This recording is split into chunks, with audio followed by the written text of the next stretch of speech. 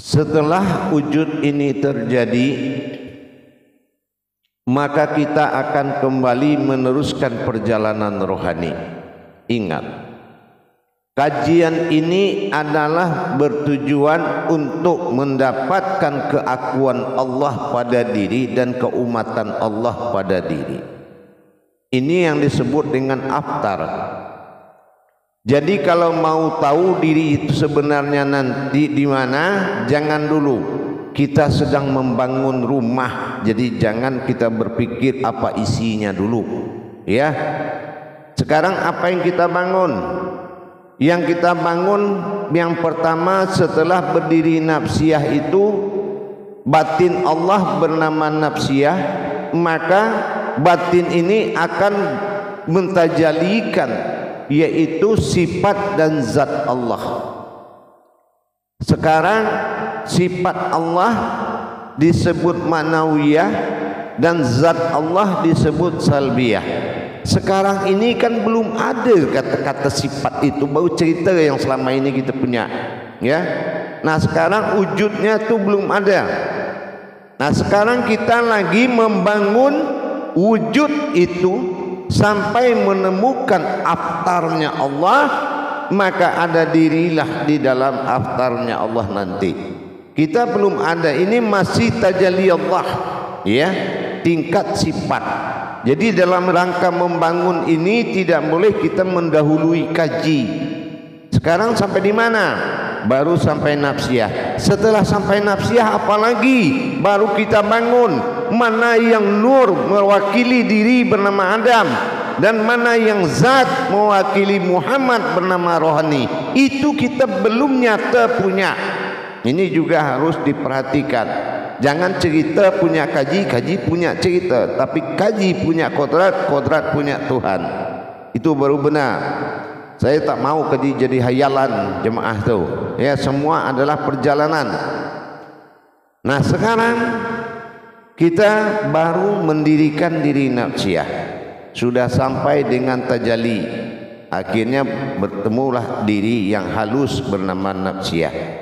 Dan nafsiyah sudah membentuk kodrat pada an-nazir kita, yaitu napas, tanapas, ampas, nupus bertajali kepada an-nazir yang 4 ini.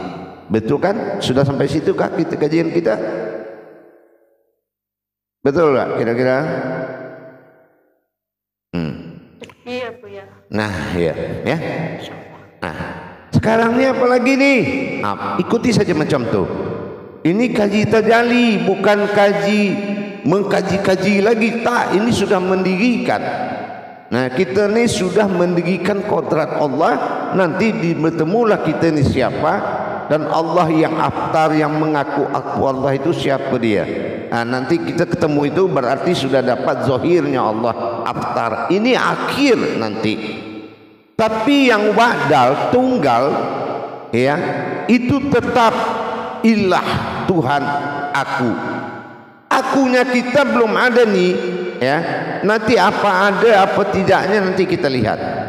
Sekarang sebagai umul hayat, kita ni belum punya kekuasaan Allah bernama nur. Belum punya kekuatan Allah bernama aras atau zat. Allah belum bertajali kepada zat dan sifat. Kenapa? Nafsiyah belum bergerak. Nafsiyah belum menjadikan.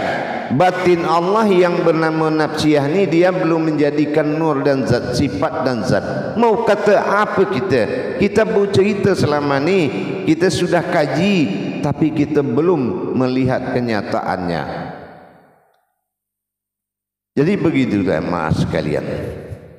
Kita harus kenal dulu nanti dari bahasan apa nih salbiyah.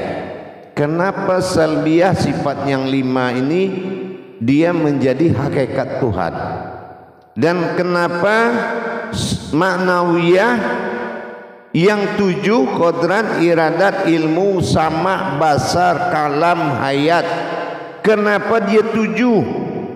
Kenapa dia dikatakan sifat diri bagi Allah al-haqullah? Nah kita lihat nanti ini berapa perjalanan dia. Kalau nafsiyah itu bergerak nanti, batin itu mulai bertajalli, baru terbangun yang kita kata nur. An-nur inilah awal muasal alam jadi, yaitu bagi kita adalah jasad. Dia ke bawah itu terbentuklah sifat ketuhanan dinamakan salbiyah. Salbiyah itu ada 5. Nah, rupanya yang dikatakan salbiyah itu adalah atau zat atau Allah. Kenapa? Rupanya ada 5 yang di dalam tu salbiyah. Nanti kita kaji yang 5 nih. Nanti apa kesimpulan yang 5? Ketemu dengan yang 7, barulah berhayat dia. Ini hidup jadi nur, ini hidup jadi zat. Di tengah-tengah ada batin salbiyah yang turun naik. Nah, nanti diri kita nih ini munculnya di dalam nafsiyah ini, nanti dia muncul di situ diri kita nih. Nah, ini biar paham tajuk selanjutnya, tajuk kaji kita nih, biar paham. Jadi nanti muncul dia tu. Makanya nafsiyah itu disebut hu atau aku, betul tak? Nah, gitu. Tak susah kan belajarnya. Nah, tapi belajar tak menjalani itu dusta, pembohong. Kajian yang tak menjalani, tak merasakan, tak berhubungan dan tak mengalami itu pendusta. Fama iyaba fi rabbikuma tukazziban. Itulah orang pendusta besar. Dia nikmat tapi dia berdusta pada nikmat. Kenapa dia berdusta? Dia tak tahu kalau nikmatnya itu dia itu adalah nikmatnya Allah. Terus dia tanya, kamu siapa kau? Aku orangnya ini, orang ini. Itu pendusta dia tu. Padahal dia terbuat dari nikmat Allah. Nah, itu yang kata maksud pendusta itu. Jadi inilah tujuan perjalanan yang kita kaji. Nanti jamaah kita ni bertemu kedua kodrat ini. Aftar ketemu dengan berjumpa dengan badal. Nah, ini yang saya kata telunjuk dengan telunjuk ya. Makanya kalau ini kita cerita kaji ini diikuti, dia semacam cerita Jabariyah ya. Nah, tapi Jabariyah tu dijalankan, bukan hanya tahu sekedar tahu. Nah, ya. Nah, gitu. Jadi nanti dia ketemu nih. Ini jadi zahir, ini jadi batin. Barulah kita pantas disebut zahiru wal batinu. Ya, zahir itu memperlihatkan aku, kata Allah. Nah, ini belum pantas kalau kita tak tajalli dulu. Nah, faham? Nah, itu ya. Jadi kita bukan dia semuanya, dialah, tak ada lagi selain dia. Itu apa dasar kau bilang dia? Nah, inilah tajuknya semua. Gitu, biar kita paham ya. Nah, nanti itu jumpa dia tu siapa yang mengaku aku Allah itu nanti ketemu. Nanti jumpa dalam kaji itu semua. Nah, sekarang kita sudah ketemu nafsiyah, batin nafsiyah. Nah, batin nafsiyah ini kalau dia tidak melaksanakan takharu ya. Nah, ini tak akan tahu kita nih. Tidak akan ada berwaris Adam pada nur adalah jasad. Nah, ini enggak ketemu dia nih. Tak jumpa kalau kita tak tajalli. Ya, berkodrat Muhammad pada zat Allah bernama rohani. Ini tak jumpa juga kalau salbiyah ini tak dibahas. Setelah dibahas, nah ini kita lihat nanti dia akan jumpa dengan 7 tambah 5 tambah 7, betul tak? 5 salbiyah, 7 maknawiyah. Sifat diri ya. Bukan diri, sifat diri atau diri sifat. Kodrat, iradat, ilmu, sama, basar, kalam, hayat. Itu kan dulu tajuk itu sudah pernah kita kaji. Nah, ya kan? Sampai kita kaji kodrat Allah, kodrat aku, Allah sendirinya, kan macam tu. Sampai 7. Yang 5 nih dia yang tak mau dia kasihkan kepada derajat umat. Ya, ini derajat Allah pada umat dinamakan 9 martabat Allah nanti itu jatuhnya. Begitu juga dengan manawiyah. Ini ada 7 martabat insan. Meskipun kodrat, iradat, ilmu, sama, basar, kalam, hayat itu adalah 7 bertajalli Allah pada sifatnya. Tetapi kalau nafsiyah tidak menjalankan, takkan jadi nur pada jasad, takkan jadi zat pada rohani. Tak ada cerita tu kalau nafsiyah tidak jalan. Ini yang akan kita jalankan nanti, nafsiyah ni. Nah, kan kita tajuknya sudah tahu kan, jalur-jalur tajuknya semua dari awal. Nah, dari awal batin yang 4 ni, ya kan? Nah, sampai dia sampai kepada kodrat fi zatullah, lahir jasad lahu. Sekarang masuk kepada fi sifatullah. Nah, gitu kan. Dari yang kedua pisiri, dari pisifat, dari pizat pisiri, dari pisiri pisifat sekarang. Nah, betul perjalanan tu teratur sangatlah ya. Teratur sangatlah dari awal kita kaji ini. Nah, jadi inilah yang dikatakan banyak orang mampu cerita tentang Tuhan, tapi tak banyak orang mampu bawa engkau kepada Tuhan. Ini kata-kata saya ni disimpan baik-baik. Banyak orang mampu cerita tentang Tuhan, tapi tak banyak orang mampu bawa engkau kepada Tuhan.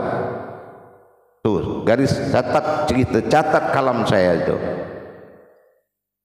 Jadi begini jemaah, kita sudah sampai kepada makom nafsiyah, yaitu sebuah batin Allah yang maujud menjadi diri dan sudah bertajalli dengan batin 4 dibagi ke An-Nazir.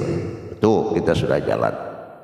Sekarang ni kita lamu tu, apa maksud dari kita tengok dulu daripada makom salbiyah ni? Kenapa Allah tak mau kasihkan kodrat salbiyah ini menjadi kodrat umat? Kenapa dia tahan? Ini adalah kodrat tunggal zatnya Allah yang disebut dengan salbiyah. Ya, bi adalah batin, adalah zat. Ini adalah batin Allah yang ada pada zat. Nah, dikatakan salbiyah. Nah, kita tengok dulu yang 5 ni, jangan ke mana-mana dulu kita ni, ya. Karena kita sebentar lagi kita bertajalli ni, habis 10 menit kedua ni, ya. Saya terangkan. Dia kita tengok ni, salbiyah ini, yaitu shin ini adalah sebuah kodrat, bi ini batin zat. Apa tu kodrat batin daripada zat Allah ini? Kodrat batinnya apa? Yang pertama ni adalah kita kata dengan nama wujud. Wujud, bukan wu, tapi u, bukan waw, bukan u. Nanti beza ya. Kalau waw, wu itu wujud, itu wujudnya. Maujudnya baru penampakan. Nah, ingat, wujud, wujud, maujud. Jangan kita sama, kita calon guru nih, jangan kita dibodoh-bodoh sama orang ya. Wujud, wujud, maujud. Nah, maujud ini nanti ini yang manawiyah. Manawiyah ini bukan orang nih ya, bukan umat, ini maujud. Yang kita punya dari kita nanti wujud. Yang kita kaji ini wujud pada tingkat aftar, ya, pada tingkat perjalanan hu Allah. Inilah awaludin. Ini kajinya awaludin. Sifatnya sudah ibadah. Awal Muhammad jadi sifatnya ibadah ini. Ya, beza dengan kita kaji batin, itu usul. Ya, usul diri adalah Tuhan, ilah ba'dal wahid tunggal. Beza kaji dia ini. Ini adalah awaludin, ma'rifatullah. Bagaimana kita mengenal namanya Allah? Kenapa dia pilih nama dia Allah? Nah ya, ini tajuk ni kita bongkar ni, gitu. Barulah kita faham. Jatuh kepada penilaian kita ni adalah zahirnya Allah. Nah, inilah pada aftar. Ya, jangan kita nanti kita kata kita Allah fil zahiru wallahi fil batinu, akunya zahirnya Allah dan aku juga batinnya Allah. Itu kan kita kalamkan. Tapi pernah enggak kita paham, kita dirikan kaji itu? Kalau tidak kita dirikan, sama saja kita bilang aku naik pesawat, tapi kita tak naik kepada pesawat tu. Nah itu betul dia. Jadi kita kaji dulu apa penyebab adanya salbiyah. Salbiyah ini dalam bahasa hakikatnya mutlak. Dia punya mutlak. Dia tak mau ini dijadikan sifat. Nah ini mutlak. Jadi yang 5 kodrat tadi pada salbiyah itu dinamakan mutlak. Mutlak ini dinamakan zat. Ya, mutlak itu dinamakan zat mutlak. Nah gitu ya, zat mutlak. Jadi kita kata wujud.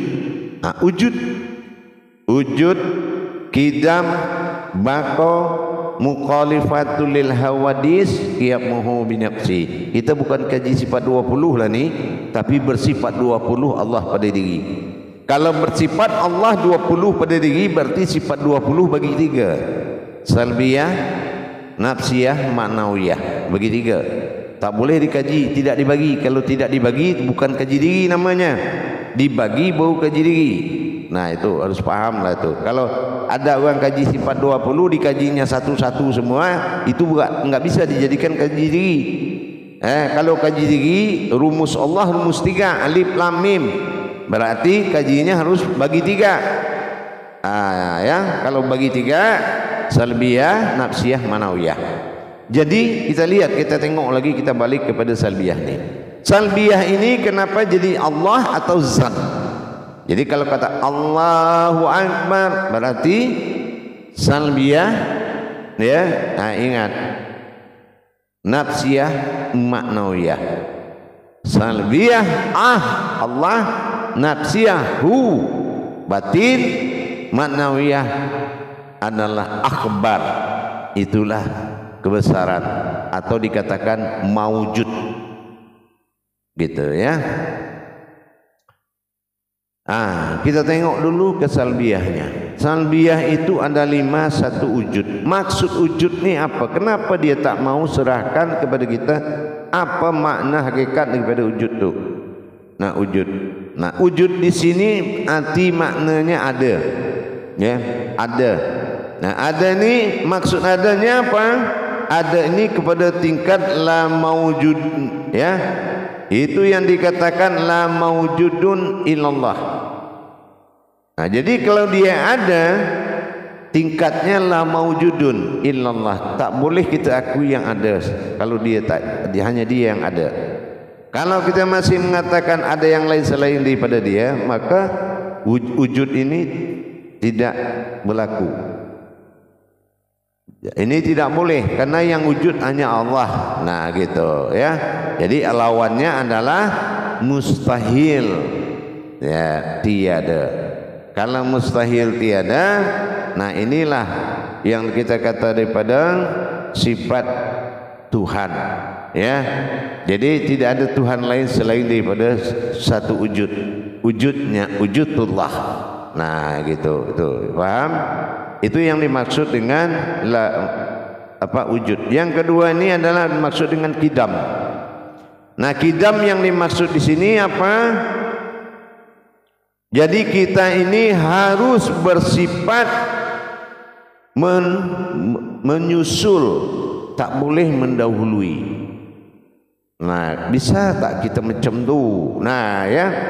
Jadi apa saja satu hal benda yang akan kita kerjakan, kita ni adalah orang yang mengulang, tak orang memulai. Itu yang dimaksud kidam. Jadi hati kita ni harus macam tu terus. Bisa tak kita macam tu? Ya tak bisa lah. Kalau tak bisa berarti dia yang punya kidam.